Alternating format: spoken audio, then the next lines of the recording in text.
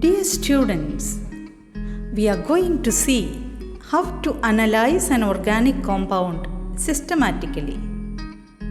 The identity of an organic compound is determined on the basis of various factors.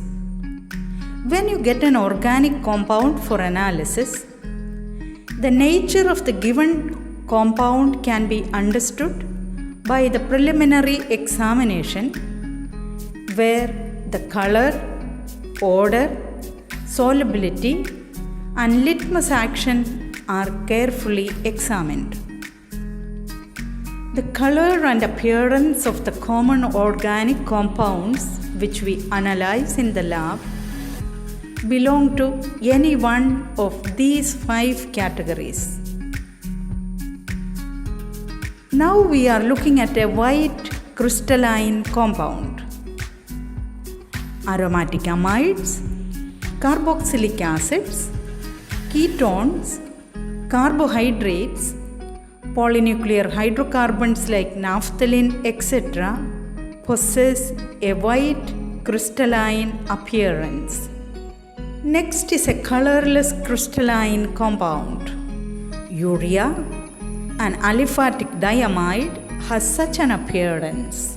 It resembles table sugar crystals, and I am sure it will be easy for you to recognize. Next in queue is a colorless liquid. Alcohols, aldehydes, esters, etc. are colorless liquids. Next in line is a yellow color liquid. Aromatic nitro compounds are yellow color liquids. Brown or black color liquid, compounds such as phenols and amines appear as brown or black liquids. The second factor in the preliminary examination is the odor or the smell of the compound. In order to identify an organic compound by its specific odor, we have to smell the compound. While doing so, you are required to be careful and do not bring the compound too close to your nose, as it may enter your nose and cause problems. If the compound has a pleasant fruity smell, it indicates the presence of an ester. On the other hand, if the compound has a kerosene-like smell, it shows the presence of hydrocarbons. Aldehydes and nitro compounds have a bitter almond smell, while a fishy smell indicates the presence of amines. If it is an irritating smell, it indicates the presence of halogen compounds. Phenol has a carbolic smell. The compounds like carbohydrates, acids, ketones, amides, etc. do not have any characteristic odor. The third factor in the preliminary examination is the solubility of the compound. Solubility of the given organic compound should be tested in cold water, dilute NaOH, and dilute HCl. First, we will have a look at water-soluble compounds. Compounds like alcohols, carbohydrates, urea, etc. are water-soluble. Now we are going to check the solubility of urea in cold water. Take a little of the compound in a test tube, add little water and shake it well. Urea dissolves in water and we get a transparent solution. Now let us have a look at the compounds that are soluble in dilute NaOH.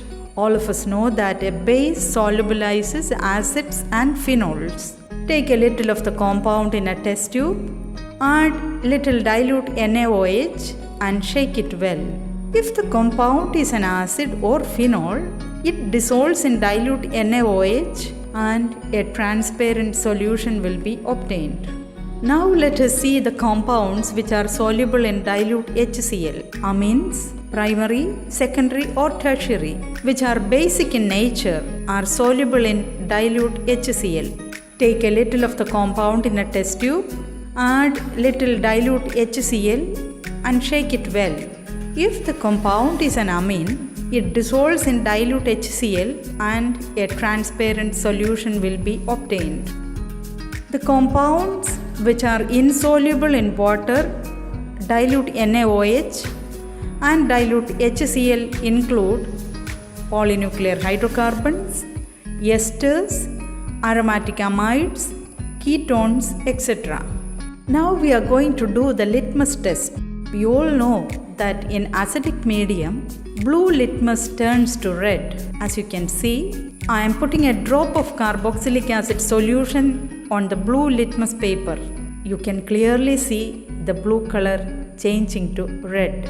On the other hand, in basic medium, red litmus changes to blue. As you can see, I am putting a drop of the solution on the red litmus paper. As in the previous case, you can clearly see the red color changing to blue. Since amines are basic in nature, we will get a positive observation. Here we are completing the preliminary examination of the given organic compound by testing the color, odor, solubility and litmus action. Hope you understood well. Thank you.